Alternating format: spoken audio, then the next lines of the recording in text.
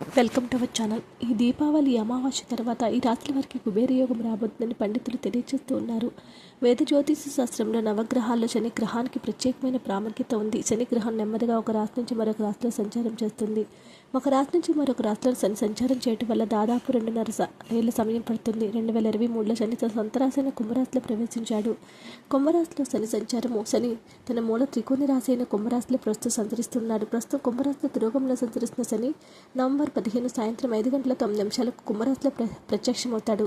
కుంభరాశిలో శని ప్రత్యక్ష సంచారం కారణంగా దీపావళి తర్వాత వివిధ రాశుల వారికి శుభప్రదంగా ఉండబోతుంది. ఆ రాశులు ఏంటో తెలుసుకునే ప్రయత్నం చేద్దాం. వృషభ రాశి వారికి శని ప్రత్యక్ష సంచారం కారణంగా అదృష్టం కలిసి వస్తుంది. ఈ యొక్క సమయంలో వృషభ రాశి జాతకులకు సమాజంలో గౌరవ మర్యాదలు ఏర్పడతాయి. పనిలో శుభవార్తలు వింటారు. దీపావళి తర్వాత వృషభ రాశి వారికి బోలెడ లాభాలు కలుగుతాయి.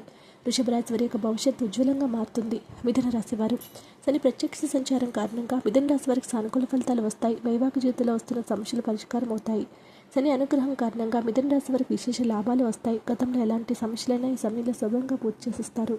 కుంభరాశి వారు శని ప్రత్యక్ష సంచారం కారణంగా కుంభరాశి వారికి మెరుగైన ప్రయోజనాలు రాబోతున్నాయి. ఈ సమయంలో కుంభరాశి జాతకులకు బాగా కలిసి వస్తుంది.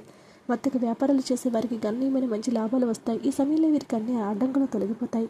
గతంలో నిలిచిపోయిన పనులన్నీ పూర్తి చేసిస్తారు. మీనరాశి వారు ఈ రాశి వారికి శని ప్రత్యక్ష సంచారం కారణంగా చాలా శుభప్రదంగా ఉంటుంది.